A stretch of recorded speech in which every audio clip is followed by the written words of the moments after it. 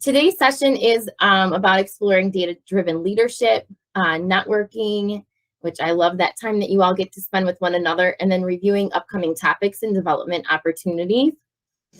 And the way that we're going to do that is by examining a data analysis process through the lens of the instructional coaching cycle, sharing some best practices, and then reviewing your favorite and mine, the mentor learning track. And so today, the purpose of us meeting today is to equip you as mentors with the knowledge needed to push the thinking of your mentee and to effectively lead them. And the information that I'm about to share for this portion of our meeting is what has recently been shared with our new principals. So I want to make sure that we're all on the same page and that you're receiving this information kind of in a summary type form as well. So, as you know from our September meeting, I launched a survey where I asked you all for some feedback. And in that survey, you were talking about helping your new principals with instructional leadership and becoming data-driven leaders. And so, as I've just said, these are a couple of the topics that our new principals have been exploring. So just last month, they talked about data-driven leadership. And then next week, we have an in-person meeting in Grand Rapids to talk about becoming instructional leaders of our deans. And so here are the topics. So the one thing that, like I said, came up, a few of you mentioned the data-driven instructional leadership, and then some of you mentioned just becoming instructional leaders. And so with that being said, today we are going to focus on the data-driven instruction. So right now, you and your new principals are experiencing much of the same things. Your Oracle emails from Bob, for example, right? You are experiencing having to deal with alt-cert teachers and subs. Behavior is going on. You have your task management list. You have new deans. You have all of these things, just to name a few. And so with everything that is going on, how do we ensure that we're monitoring what matters most and coaching on what matters most so that we are able to build schools where every student learns the most? And I don't know, let's see. Melanie was going to join us today to share some of her practices, but I know that she is in North Carolina. And so hopefully she'll be able to jump on and join us in a little bit, because she was just going to share, like I said, some of her best practices around data-driven instruction, and she was going to share a tool that she uses within her building to help you understand how to think through the lens of being a mentor that is helping someone to lead others through this process in their own building. So we will see if she is able to join us, but if not, I'm going to keep moving and then we'll come back to her when she comes on. So let me click through a couple of these slides here. So at the meeting last week, our new principals were introduced into this data analysis process in our session. And as they observed this process, they were asked to consider a few things. What they are going through or getting through consistently. So which part of this process they're getting through consistently. Then where are they getting stuck? Like, what's stopping them from moving this process forward? And then what are their next coaching moves in order to develop their deans? So as you look through this data analysis process, I'd like you to head over to the chat box and let us know, where do you think that people get stuck in this process?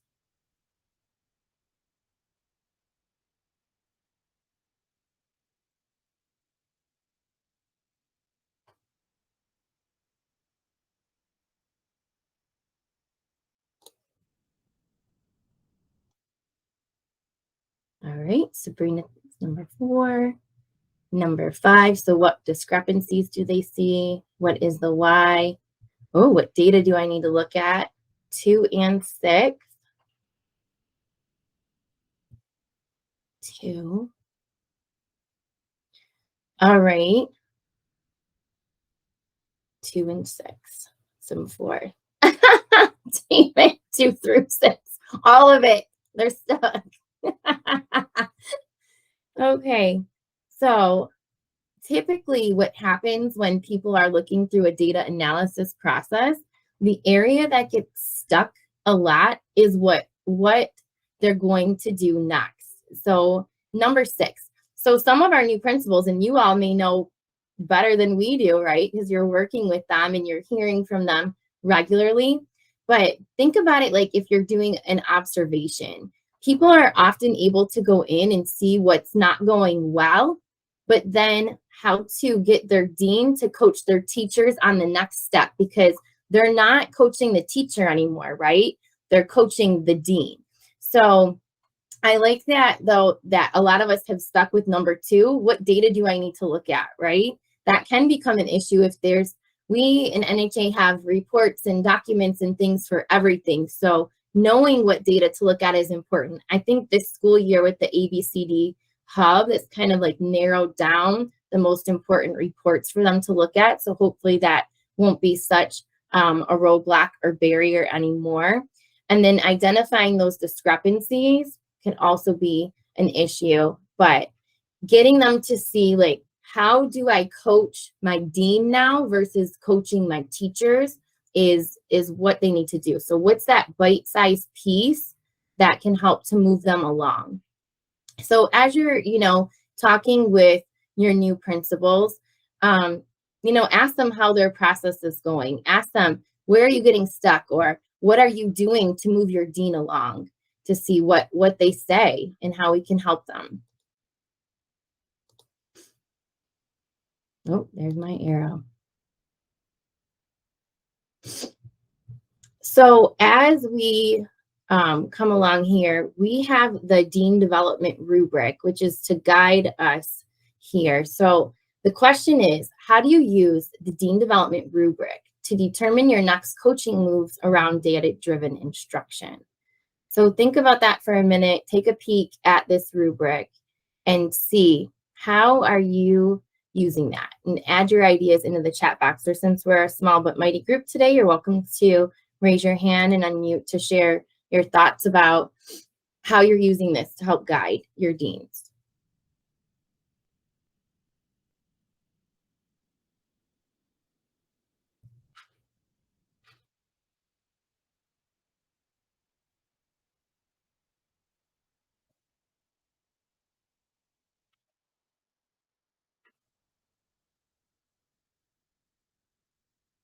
Are we supposed to be typing or sharing? You said which one? Yep, you can do. Oh, yay, Melanie's with us. Hi, Melanie.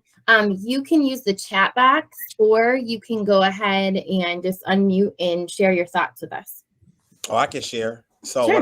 what I do when this is what we do with our deans, right? I'm sorry, I got Yep. okay. Yep. How do you use this to determine your next moves? Yeah. So what I do at the beginning of the year, we kind of determine goals off of this, but then we'll like literally go through each of the effective items and then the exemplary and kind of some action steps in each one. So each O3 will kind of go over.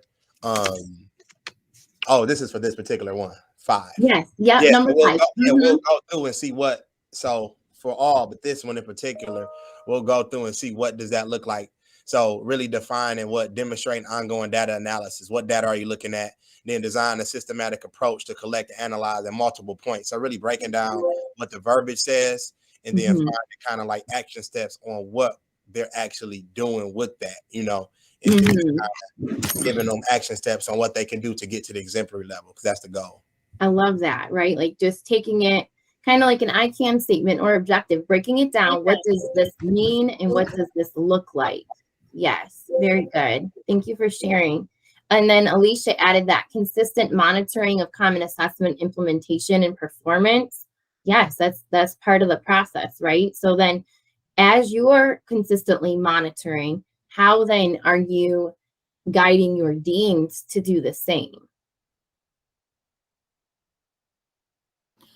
So I'm just thinking about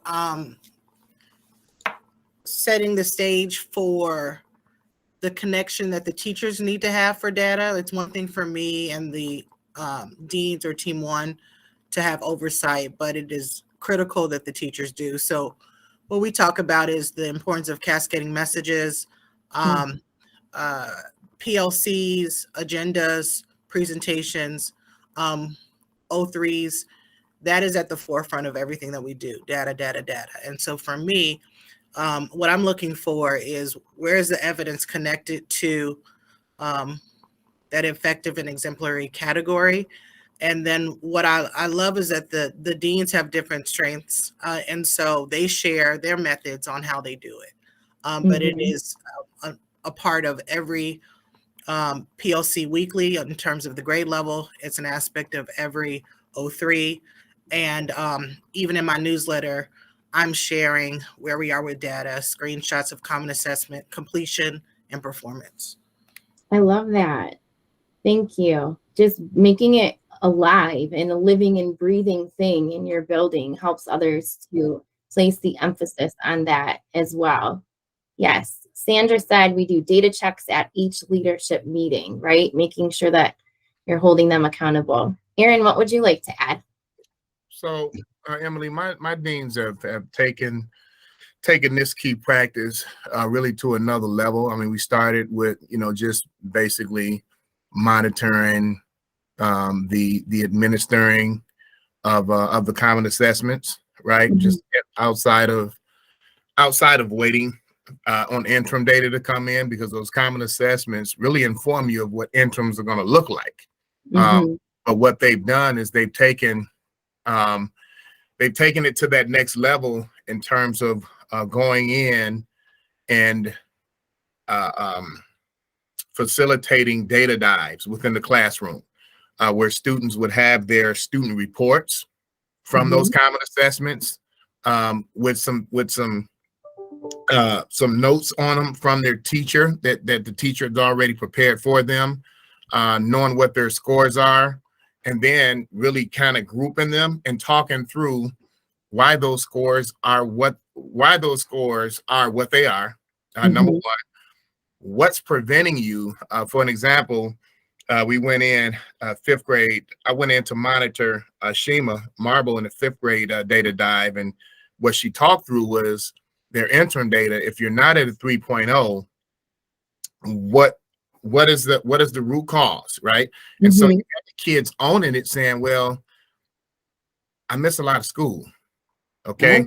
I get written up in class. So they're able to self-reflect and own their data. And that's the biggest piece, right? We don't want data. This key practice, it has a lot to do with the dean, monitoring, managing, and all this kind of stuff. But the key piece is the students owning their own data, and then goal setting around where they want to go, and then developing this intrinsic motivation just to do better academically. So that's kind of where my deans are. And I mean, the good thing is they've been around. Right. So I haven't had dean turnover, so I'm able to really kind of build upon where we left off. Yes, I love that. So it starts with you all at the leadership level. It's trickling in through your deans. You're looking at the STEAM development rubric, going to the teachers, and then going to the students. So everybody is laser focused on what they need to do. That's excellent. So yeah, just to sum up, as an NHA principal, your role is to lead your deans through creating that data-driven environment. And this dean development rubric helps to provide the guidance to ensure that happens. So Melanie has joined us. Thanks, Melanie. I think I might have been moving a little bit quickly. So I'm going to go back to your slides here. Melanie is at an offsite with the North Carolina principals, so I appreciate her joining us. So Melanie, are you still there? I am still here. Okay, And great. I don't want to show y'all. I'm in the mountains in this little cabin thing with this, so I was trying to give you a beautiful background, but that's not cute. So I'm going to turn this way. Well, we appreciate you taking time away from your meetings to join us this morning. So Melanie's going to share some best practices with us. And Who gets the top bunk? I would have if I could have climbed up there. Oh gosh, you all today on a Friday are so funny. It's seriously comedy hour over here. Well, thank you again for joining us today. So we'll begin with you just sharing your best practices with us. Okay, so my best practice, I heard when I got on, you guys were talking about PLCs, and I have to say, PLCs are my bread and butter. And we got really good with this at my previous school that I left. I had been there about 8 years, and I introduced this when I came because we were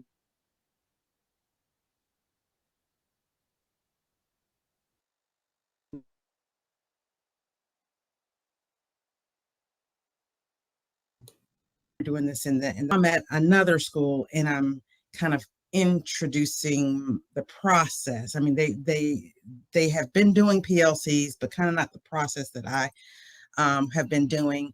And I forgot how hard it is to get it started because I've been doing it so well for so many years.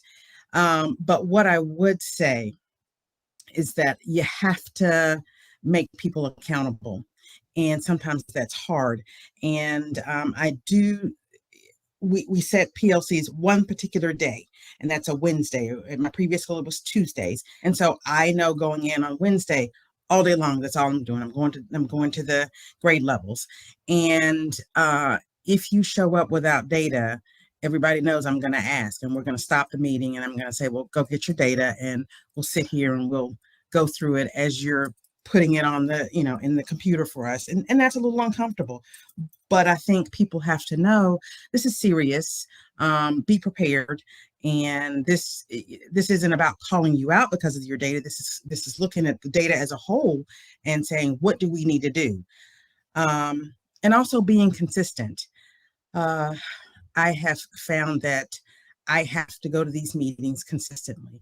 And not saying that I don't trust my deans, but I do believe that sometimes my teams can get my deans off track or have them discuss other things. Or I do have a couple deans that confrontation, and when I say confrontation, I mean making people do what they need to do. Holding them accountable is hard. So it's easy for a team of 8 or 9 to say, oh, we're going to go left. And those deans will go left to avoid confronting. So anyway, I consistently have to be in these meetings, and there are times when I cannot, and then I'll go back and say, can you present me the notes with what happened in the meeting? And what I found for myself is that I got to know the kids every week. I could see some of the same names, and I could see whether or not those names were moving from one column of below grade level to mid-grade level to on grade level. And I got to be able to, put a face with the kids' names in the hallways. Hey, you're doing really good. I see your scores are coming up. So it helped me as well as helping the deans to see how looking at data intently and in detail, it helped the teachers to have better conversations instead of walking in saying, I feel like my kids. I don't want to hear feel. I don't want to think. What does the data say? And we definitely have a process with it. Emily, can you go to the little sheet that I sent you? Yes, Janelle's dropping it in the chat box. So Okay. Let's see. I think, let me see if I stop presenting. I need to switch my tab of what I'm presenting here. Well, before she pulls it up, there were a lot of questions, but what kind of form do we do? And my deans, I didn't want to pressure people into what kind of form you should use. I just want to know, what is it you want the kids to learn? What is it you're doing with the kids who didn't learn it? And what is it you're doing with the kids who did learn it? And what are your intervention strategies, right? Those 4 questions you're answering, just like the DeFore PLC model. And I told the deans, don't make it an extravagant something, that you just make it very simple. And this became the PLC form that we used towards the end of my tenure at Preeminent. But basically, you can see teacher's name, date, was this a quiz, a test, check-in, or an exit ticket? What's the standard you want them to use? Where it says proficiency goals, usually they would put, as a class, they would come up with a goal. The teacher had a goal, and what were the actual results? And then break the kids' names down, or break the kids down into what tier did they fall into. And as you start to see this every week, you can start to see kids move to the left. And if you see kids move back to the right to tier 3, you can start to question, hey, what's going on? I saw that they moved up and now they're going back, and you can really see which standards are being met. This when we started this sheet, this was all we had at first. And then people really didn't know what to do next. And I would ask the question, so what are you going to do next with them? Well, we think we're going to do this and this. And so the backside, can you go to the second part of the sheet, Jenna, Emily? So then I just said, okay, so here's what we're going to do. Let me put some ideas on the back that helps people with ideas of what to do with each group.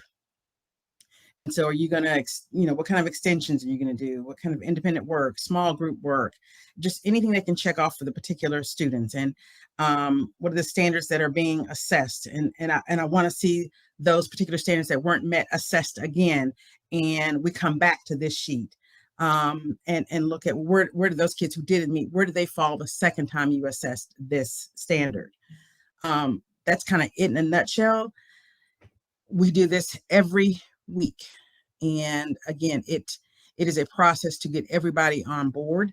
I think in the beginning, people feel as if you're trying to put their data out and call them out, and that's not what this is about. And so it's lots of conversations about it. It's us as a school, and everybody needs to know where everybody sits in order for everybody to move and succeed and to succeed and be successful. So yeah, that's kind of it in a nutshell, but I do this every week. I didn't do it this week because I was with Principal PLC, but I will go back on Monday and say, give me the notes from the meetings I want to see. Any questions? So Melanie, with all of your process, with the accountability, consistency, and having a process, how do you help guide, your new principal, your mentees in getting this off the ground or getting a process like this established in their buildings? So I have a mentee that I'm working with who is local to me. My other 2 mentees that you guys have assigned to me are out of state.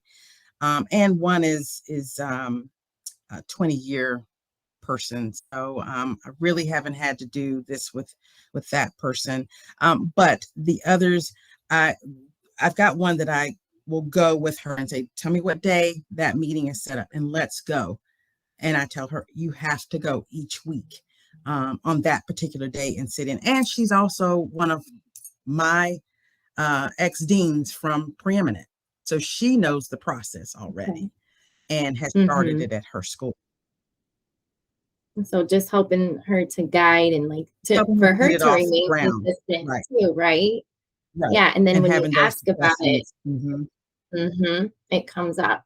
Did anyone have any questions for Melanie that they wanted to ask? Okay. I don't know if you can see our chat box, but I already did say thanks for sharing your tool. Any questions or other feedback from Melanie here? Let's see.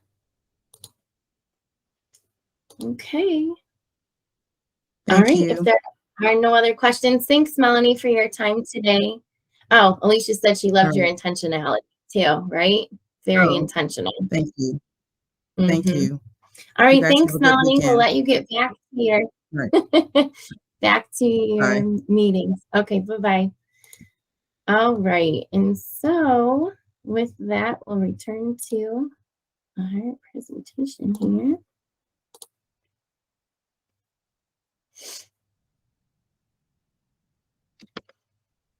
All right.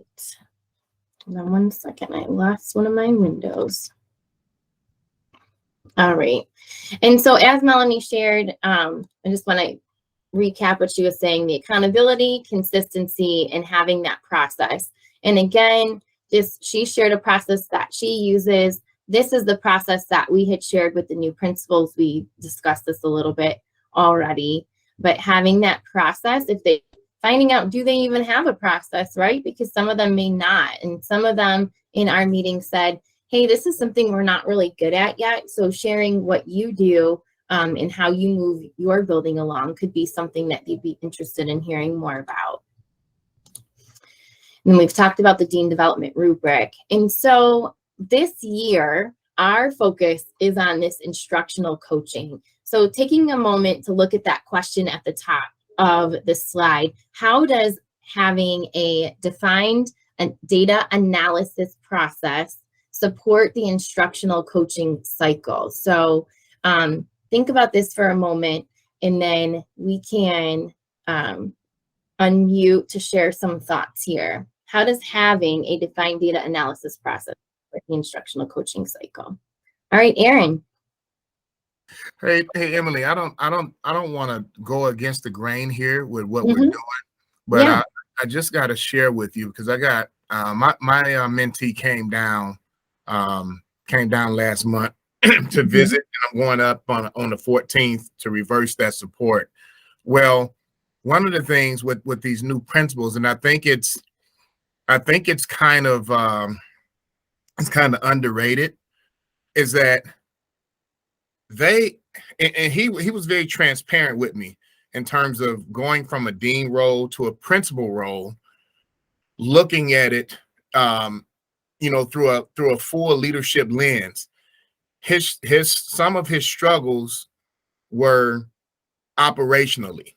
Okay, what should my building look like from a routines, procedures, and expectation standpoint?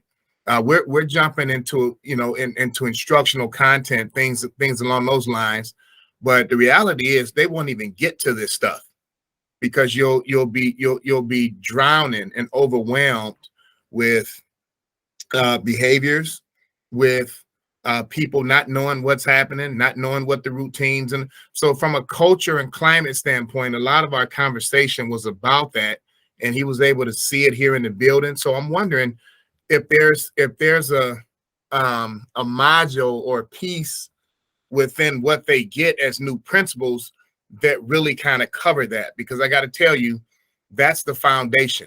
We spend so much time talking about, curriculum instruction, pacing, scope and sequence, right? Data, these things. And operationally, their buildings are out of whack. And so for them to start laying the foundation with what does my building look like from the time kids come in, from a arrival routine, to what it looks like during the day, what his transitions look like. So he was really interested in a lot of that stuff. Yep. And I appreciate that. I think a lot of our new principals could be where you're saying your mentee is right now. The goal is to get them into this, to get them to do this, because instruction is what matters, but they're not able to get to instruction, right, if the culture is not set in the building. So that's okay that you are focused on that. We do talk about that early on in the program, but as you know, with deans or with teachers or with any person, really, everybody is at a different place and for very different reasons. And so just keeping that in mind, this is kind of like what we're talking about today is an exemplar of where we want our principals to get to the point of having this defined process within their building. But if they're back at the culture piece, you spending time in your visit, which we're going to talk about in a little bit too, working on culture is necessary, right? It's okay if they're still there, as long as they're working through it, acknowledging it, and you're able to support them with that. But we do talk about that earlier on in the program. Janelle, I know you're on with this. Did you want to add anything to that? Because she is over that program. I just really appreciate you bringing that up, Erin, because that is such a stumbling block if I can't get my mind past just the behaviors that we're having to deal with. then everything else just kind of keeps getting pushed back. So I appreciate that. We do have a new principal onboarding website that has a module all around routines and procedures. And then it connects to all the resources that we have, whether it's distributing dean responsibilities or what does it look like to set up a schedule for arrival and dismissal or lunch duties. Everything is there.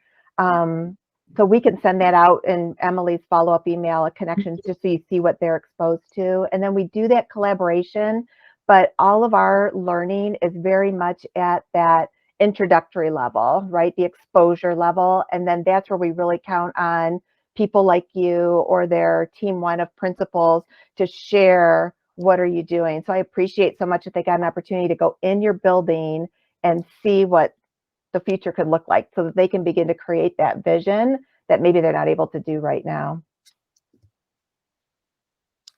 Ira, I see that you have your hand up. Would you like to add something here?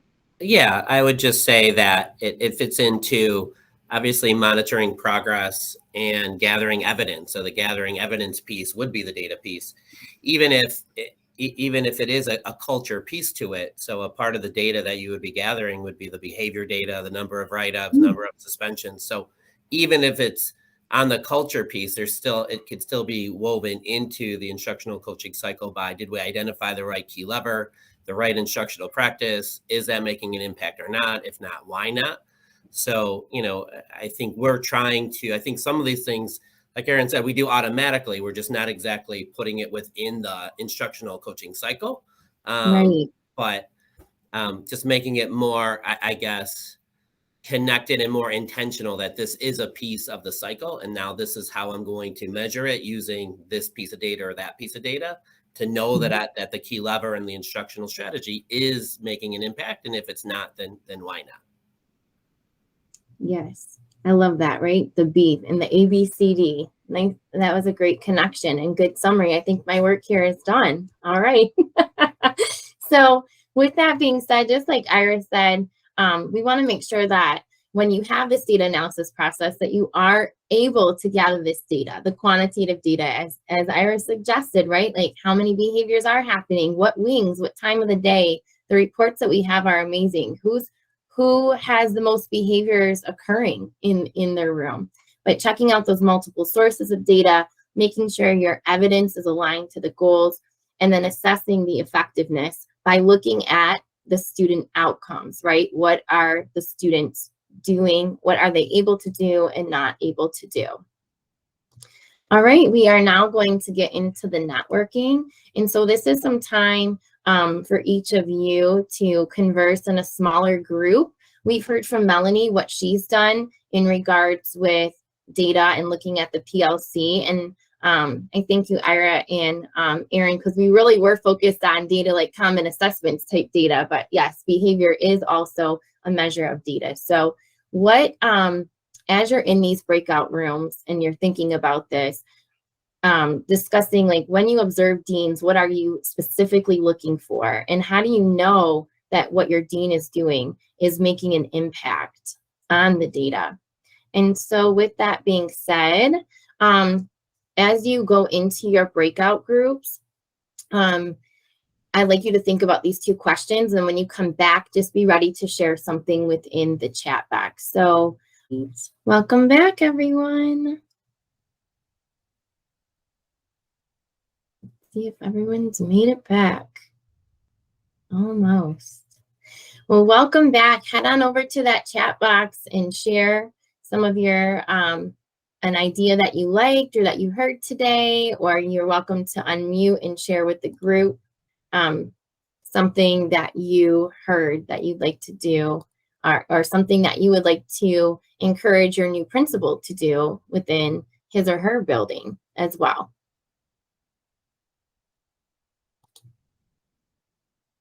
Or you're also welcome to unmute and share out loud for us.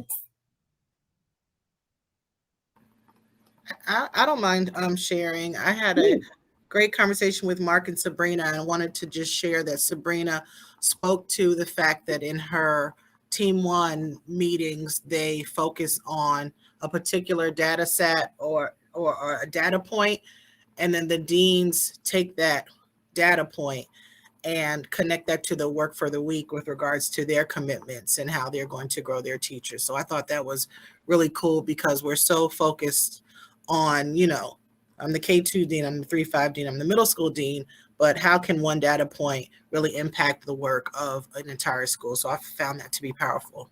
That is. Thank you for sharing. Anyone else want to add anything either into the chat or to unmute and share something? I can share. I was with Aaron and Sandy from Detroit Merit, and Aaron just kind of spoke about Wednesday shoulder walks, which were a priority with his deans on, yeah, he's put it down, with his deans and prioritizing who they're seeing based on who's in the most need of instructional coaching. And then also, shoot, there was something else. I knew I was going to forget. The other thing was just making sure that the deans, their coaching is prioritized. So they're broken up into 3 tiers. So, you know, your best teacher is going to get an O3, an official O3 once every 3 weeks, maybe. And then second tier, and then the first tier is going to get an O3 in observation every week. So I really liked how that was differentiated, because if your teacher is great and growing and have a good use of data and good results, you know, that time could be better spent with a teacher that is struggling. So I thought that was a couple of really good takeaways. Yeah. And I know that the questions on the screen also asked about deans, but as you are a mentor, think about how these best practices that you're using within your own building could also be shared with our new principals, right? Because as we've talked about a little bit, people are overwhelmed at this time of the year. There's so much stuff that's going on. So how do we get them to make some easy tweaks that could really help to move them forward, our new principals here? So just thinking about those action steps that you do in your own building with your deans and how they might be able to apply some of those in their building. Thank you to those of you who have shared, and I hope you found that time to be valuable. You know, I always loved networking with people from across the regions. So as we move into this next part, so Aaron already shared today that he has been in his mentee's building, but how many of you can just raise your digital hand, have already been in your mentees, your new principals' buildings? A couple of us. Okay. All right. So when you're going to visit your mentee, it's important. Oh, good, Aaron. That, oh, all right. So it's happening. Yeah, Sabrina, I did hear about yours too. So when you're going to visit, like with your mentee, it's important that you are talking to your DSQ and then also your mentee's DSQ if it's different, so that you can be in alignment, because you don't want to tell them to start working on another thing, right? Because that, again, can become really overwhelming. So what we've done is we've created a principal mentor school visit guide that can support you with the visits. And Janelle has just dropped that link in the chat right now. Now, this is just guidance for you. This is not something that you must do, but these are just some ideas in here. It's a tool for you to look at and things to consider as you plan your visit. So go ahead and take a moment to look through that now.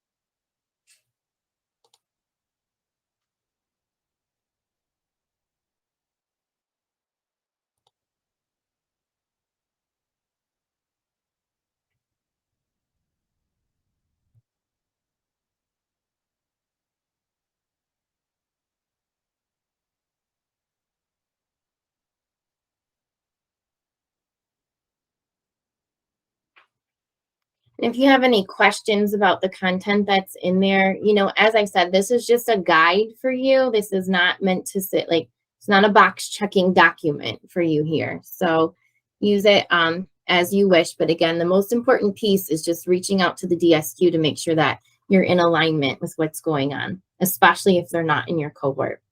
The next piece I wanted to review with you is the mentor learning track. And so again, just to refresh your memory, on the mentor learning track, the following items are on there. what the new principals are getting, and Janelle just dropped the link in the chat for you there.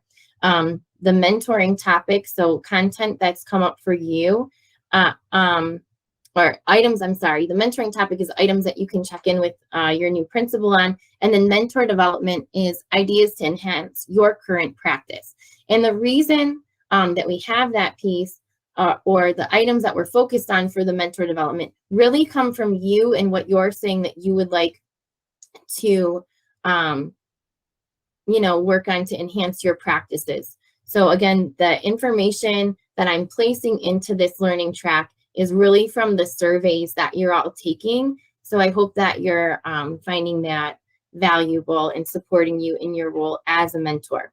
You'll also notice at the bottom of the mentor learning track is that link to the New Principal Academy website that Janelle was referencing earlier, where you can see the items that new principals had for onboarding prior to the school year starting, if that's when they were hired. If not, they would have gotten that, when they were hired later.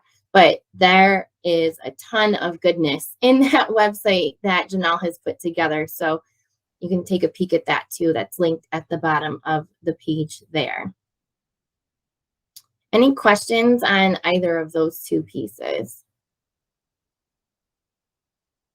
Okay. All right. And so our final piece before our launch is the survey that Janelle has just dropped into the chat. This one's a little bit different than the previous one, just to get some additional information there. So please take the time to complete this and provide me with your feedback.